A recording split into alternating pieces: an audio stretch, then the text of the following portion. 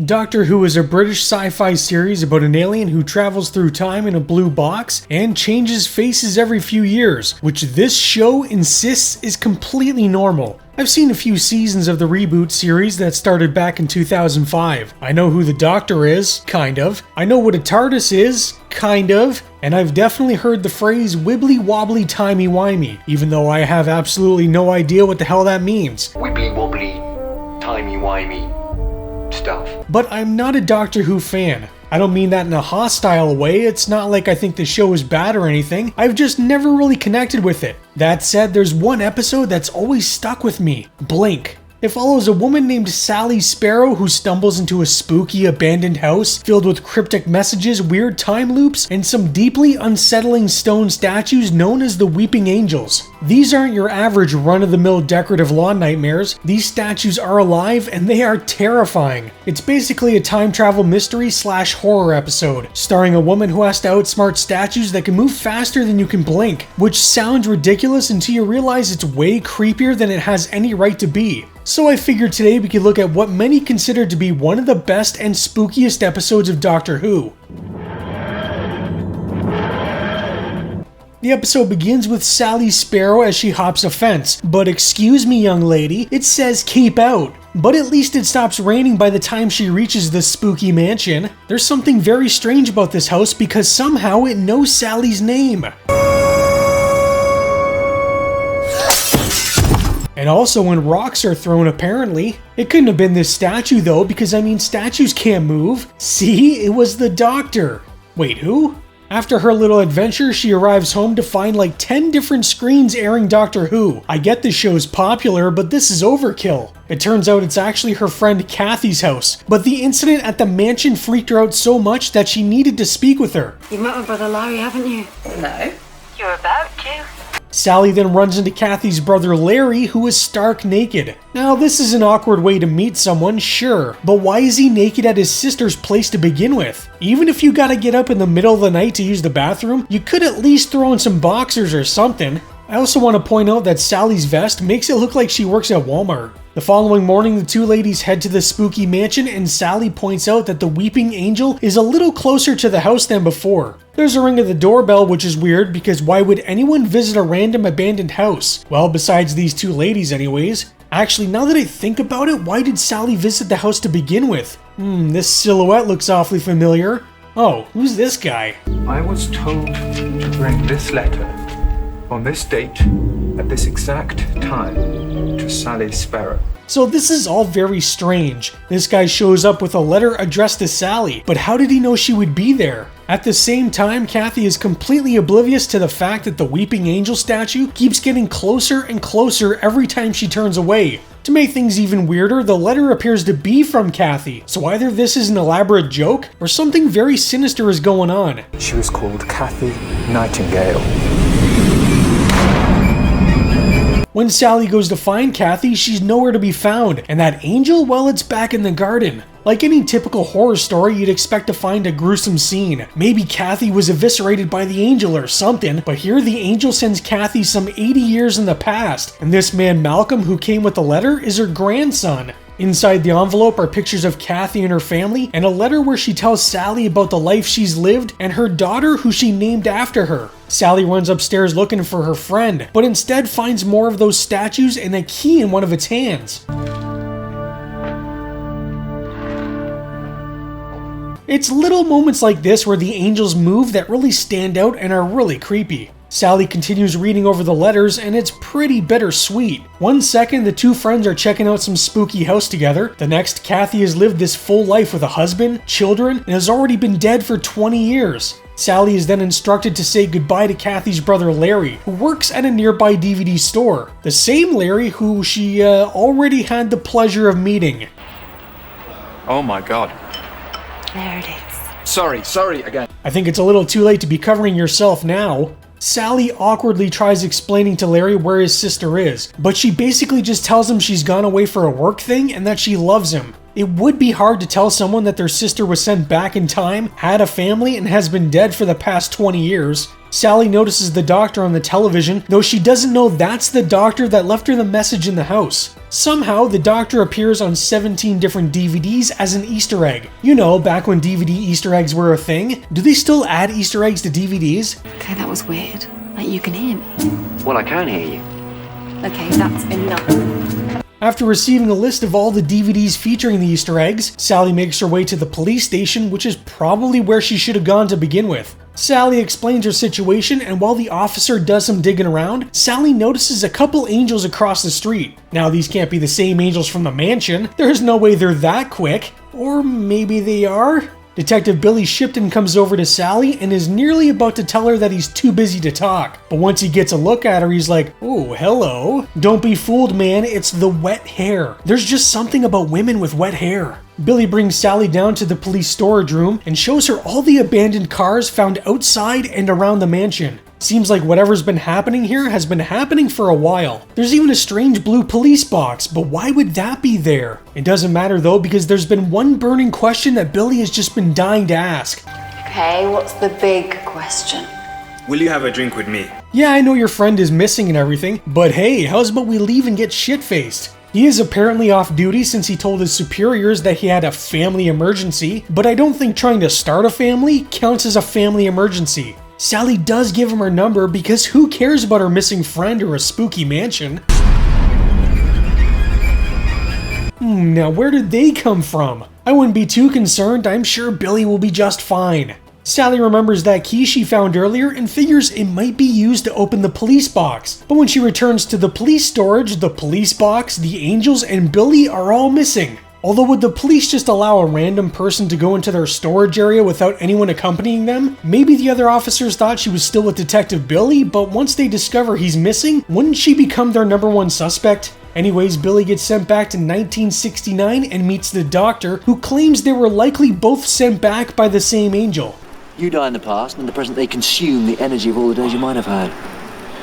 All your stolen moments. The angels are interesting in that they feed off the life and memories you may have had. They're not a typical monster like a vampire that needs to feed off its victim's blood, which is a kind of life force. Instead, their victim still gets to live out their life in full, but it's the potential life they could have had in the present that feeds the angels. The doctor tells Billy he needs to send Sally a message, and immediately Sally's phone rings. Hello? Billy, where are you? Oh, well that was quick. I guess they can go for that drink now. Or maybe not? Billy's waited almost 40 years to speak to Sally again, but for Sally it's been what, maybe less than an hour? Billy did manage to get married in this time, and interestingly, to a woman named Sally. Now her friend Kathy had a daughter named Sally, so there is a possibility that maybe Billy married her. But looking at Kathy's age in the photo, I'd say it's unlikely. She'd have to have her daughter in her late 30s, if not more likely her early 40s, and Kathy looks much younger than that in these photos. Anyways, Billy tells her about the doctor and the list of DVDs given to her by Larry. After being sent back in time, Billy stopped being a police officer and got into publishing, then video publishing, then DVDs. So it was Billy who helped create the Easter eggs on the DVDs, which is fascinating to me because my parents were in their 40s around this time and still couldn't get the time on the VCR to stop flashing without my help. Yet this man who's on his deathbed was creating DVD Easter eggs. Billy asks Sally to stay with him until he passes, as he knows he'll die the moment the rain stops. Now I'm gonna assume that he never had children and that his wife passed long before he did, because otherwise you'd think they would be there in his final moments. Do you have a portable DVD player? Of course, why? I want you to meet me. When? West of Drumlins. With the knowledge of the DVD Easter eggs, Sally calls up Larry and tells him to meet her up at the spooky mansion and to bring a portable DVD player. Sally starts having a full-on conversation with the doctor, DVD Easter egg? And the reason why they're able to have this conversation is because Larry's been writing down Sally's responses, and somehow the doctor gets the full transcription in the future before he was sent to the past. They are quantum locked. They don't exist when they're being observed. The moment they are seen by any other living creature, they freeze into rock. The angels are actually alive and were once known as the Lonely Assassins, nearly as old as the universe itself. These creatures turn into solid rock if any living being looks at them. They cover their eyes not because they're crying, but because they're avoiding looking at one another. But this begs the question, If any living being looking at them turns them to stone, then how do they move at all? There are animals and insects everywhere, so you'd think there must be at least one set of eyes on them at all times. There are even some microorganisms that can effectively see as well, so do they count? Does the living being need to have a certain level of intellect or self-awareness in order for it to count? I think I might be overthinking what is really just a fun, creepy concept in a science fiction show. They are fast, faster than you could believe. Don't turn your back, don't look away, and don't blink. This is a genuinely creepy moment, but I'm wondering if it isn't at least somewhat inspired by the old Don't horror movies of the 1970s and 80s. You know, movies like Don't Torture a Duckling, Don't Look in the Basement, Don't Go Near the Park, Don't Go in the House, Don't Answer the Phone, Don't Open Till Christmas, and we can't forget Edgar Wright's spoof trailer for the Grindhouse movie simply called Don't. Don't.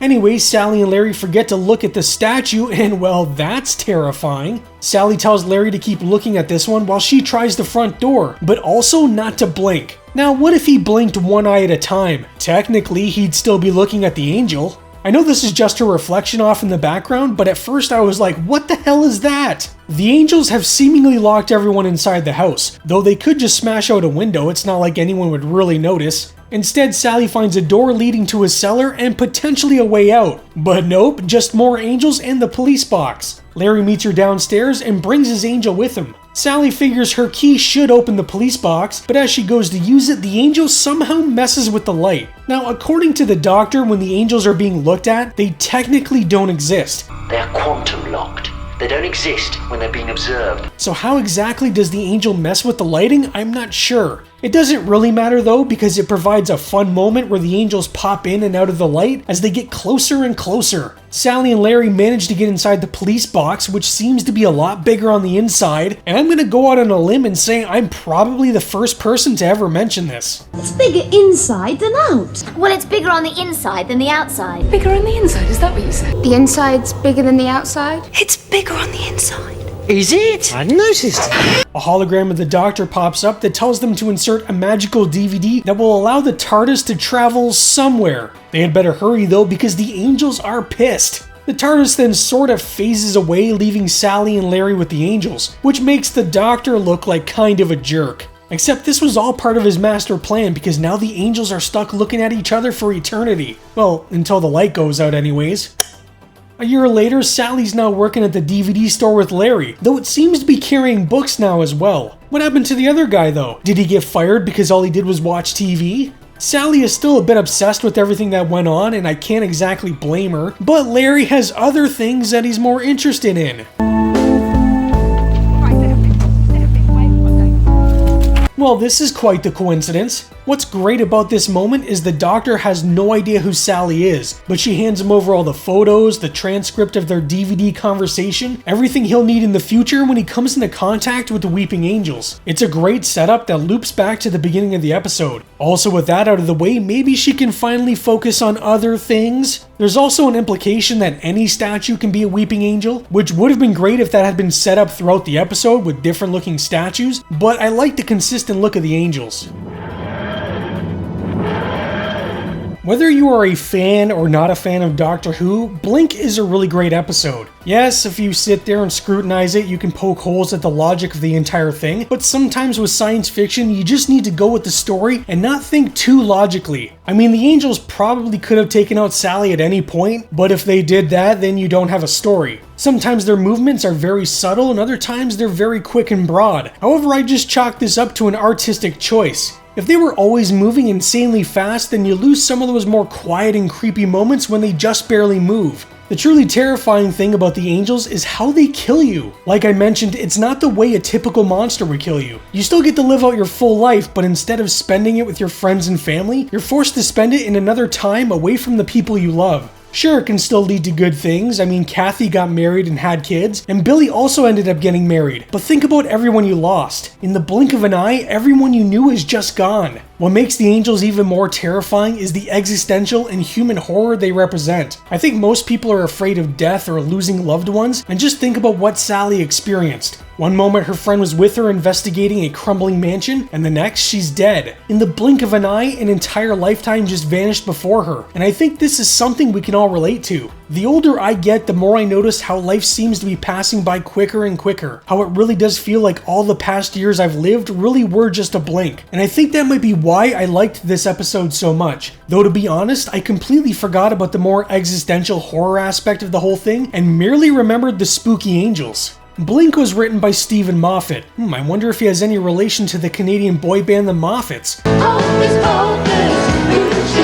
who pulled inspiration from his own earlier Doctor Who short story, What I Did on My Christmas Holidays by Sally Sparrow, where a younger Sally uncovers messages from the Doctor hidden behind wallpaper. That story had no weeping angels, but it did feature a similar time travel paradox involving VHS tapes and transcribed conversations. The idea for the angels themselves came from a family trip where Moffat saw a creepy statue in a graveyard. Originally, he planned to save them for another episode, but when he bowed out of a two-parter and agreed to write the Dr. Light installment, he slotted them into what became Blink. He also drew inspiration from the children's game called Statues, which is basically the same as Red Light, Green Light that we played here, but with some slight variations in gameplay. Also, the reason why the episode is referred to as Dr. Light is because the Doctor and his companion were barely featured in it. This was done as a means to work on several episodes at once so they could meet the demands of the shooting schedule. Actress Carey Mulligan, who played Sally, was actually kind of concerned that fans of the show would dislike the episode because of how little the Doctor actually appears. But it turns out she didn't have anything to worry about because it's gone on to be one of the most popular episodes in the show's history. Actually, if you look at IMDb, it's the highest rated episode of the newer Doctor Who, with a staggering 9.8 out of 10. I honestly don't think I've ever seen anything that high.